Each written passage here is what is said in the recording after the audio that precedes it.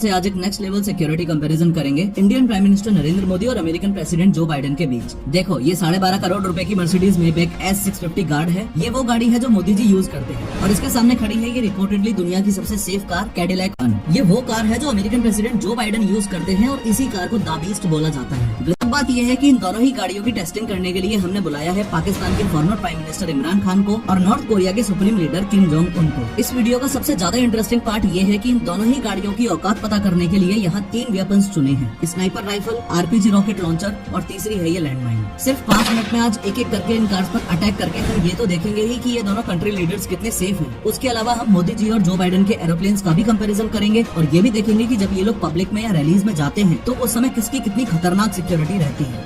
मतलब बहुत ही powerful car है, वो पूरे सील्ड है, हर्मेटिकली सील्ड है। उसमें बाहर से किसी प्रकार का केमिकल या रेडिएशन या इस तरह का हमला अंदर नहीं जा सकता है। लेकिन हर बार की तरह शुरू से शुरू करते हैं।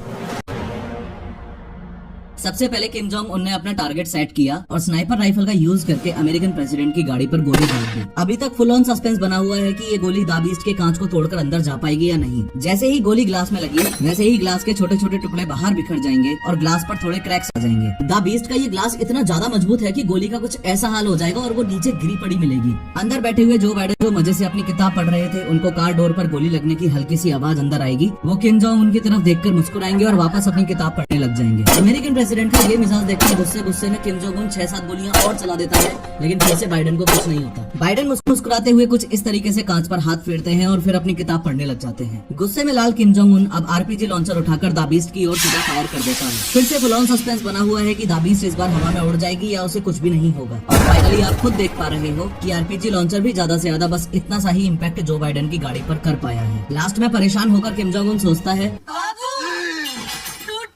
और गुस्से में बॉर्डर मूवी का सुनील शेट्टी बनके एंटी टैंक माइन लेकर बाइडेन के रास्ते में लगाने के लिए चल देता है। किम जोंग उनकी तरफ से लैंडमाइन एकदम रेडी है और सामने से द बीस्ट आ रही है। जैसे ही द बीस्ट का टायर एंटी टैंक माइन पर चढ़ा वैसे ही माइन तो ब्लास्ट हो जाएगी, लेकिन चौंकाने वाली बात यह है कि द बीस्ट पर फिर से ना के बराबर ही असर होगा। ध्यान से देखो कि गाड़ी पर बस हल्का सा बम्प इम्पैक्ट हुआ है, बाकी सब कुछ वैसा का वैसा ही है। अब 2 मिनट के लिए किम जोंग उनको साइड करके बस ये समझ लो कि इतने खतरनाक हमले होने के बाद भी इस गाड़ी में बैठे कंट्री लीडर्स को इसलिए कुछ नहीं हुआ क्योंकि ये 8 इंच मोटा शेल इस पूरी गाड़ी को बुलेट प्रूफ बनाकर रखता है। अगर इस द बीस्ट का एक डोर अलग करके दिखाऊं तो इन 8 इंच से भी ज्यादा थिक डोर्स में इंस्टॉल्ड है ये आर्मर्ड प्लेट्स। ये plates dual hardness steel, aluminium, titanium और सिरेमिक जैसे मटेरियल से बनी है जो रॉकेट लॉन्चर्स तक से भी इस गाड़ी को बचा के रखती है। एडिशनली एंटी टैंक माइन से बचने के लिए इस गाड़ी के नीचे ऐसी बॉम्ब प्रोटेक्शन स्टील प्लेट भी होती है, चाहे लैंड माइन्स का अटैक हो या बायो वेपन से किए गए अटैक्स। ये कार ऑटोमेटिकली सील्ड हो जाती है और कार के बूट में इंस्टॉल्ड इस ऑक्सीजन सिलेंडर से अंदर बैठे लोगों को ऑक्सीजन की सप्लाई होती रहती है। साथ में इस एडवांस फायर फाइटिंग सिस्टम से